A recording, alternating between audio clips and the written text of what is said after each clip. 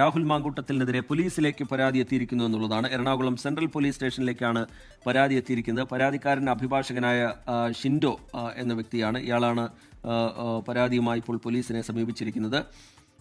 ഗർഭഛിദ്രം നടത്തി എന്നാണ് ആ പരാതിയുടെ ഉള്ളടക്കം എന്നാണ് നമ്മൾ മനസ്സിലാക്കുന്നത്. ഈ പരാതിയിൽ എന്ത് നടപടി സ്വീകരിക്കാൻ കഴിയും എന്ന കാര്യം പോലീസ് ആലോചിക്കുന്നു. അതിൻ്റെ ഭാഗമായി നിയമോപദേശം തേടാൻ ഒരുങ്ങുന്നു പോലീസ് എന്നുള്ളതാണ് ഏറ്റവും ഒടുവിലായി പുറത്തുവരുന്ന വിവരം.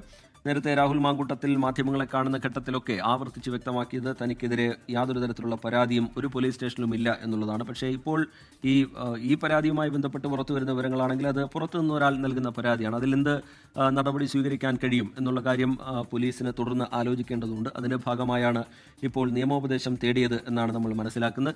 എനിക്ക് പരാതി ലഭിച്ചതേ ഉള്ളൂ. അഡ്വക്കേറ്റ് ഷിൻഡോയാണ് പരാതി നൽകിയത്. ഈ പുറത്തുവന്ന ഓഡിയോ ക്ലിപ്പിന്റെ അടിസ്ഥാനത്തിൽ കേസെടുക്കണം എന്നുള്ളതാണ് ആവശ്യം. നിർബന്ധിത ഗർഭചിത്രം നടത്താൻ രാഹുൽ നിർബന്ധിച്ചെന്ന ഓഡിയോ ക്ലിപ്പ് അല്പസമയം മുമ്പ് മാധ്യമങ്ങളിൽ വന്നിരുന്നു. അതുമായി ബന്ധപ്പെട്ട് കേസെടുക്കണമെന്നാണ് ആവശ്യം. പക്ഷേ പോലീസ് നിലവിൽ പരാതി വാങ്ങിയിട്ടുണ്ട്. പക്ഷെ അതിൽ കൂടുതൽ നടപടികളിലേക്കൊന്നും കടന്നിട്ടില്ല. അതിന്റെ ഓഡിയോ ക്ലിപ്പിന്റെ സാധ്യതകളൊക്കെ വിശദമായി പരിശോധിച്ച് അതോടൊപ്പം തന്നെ അതിന്റെ ജൂറിസ്ഡിക്ഷനൊക്കെ മനസ്സിലാക്കിയ ശേഷം മാത്രമേ സെൻട്രൽ പോലീസ് ഒരു നടപടിയിലേക്ക് കടക്കൂ എന്നാണ് നിലവിൽ ലഭ്യമാകുന്ന വിവരം. രാഹുൽ നേരത്തെ നടത്തിയ വാർത്താ സമ്മേളനത്തിൽ ആ ഓഡിയോ ക്ലിപ്പിനെ അടക്കം തള്ളിപ്പറഞ്ഞുകൊണ്ടാണ് വാർത്താ സമ്മേളനം നടത്തിയത്. വ്യാജமான തരത്തിലുള്ള പ്രസ്താവനയാണ് രാഹുലിന്റെ ഭാഗത്ത് നിന്ന് വന്നത്.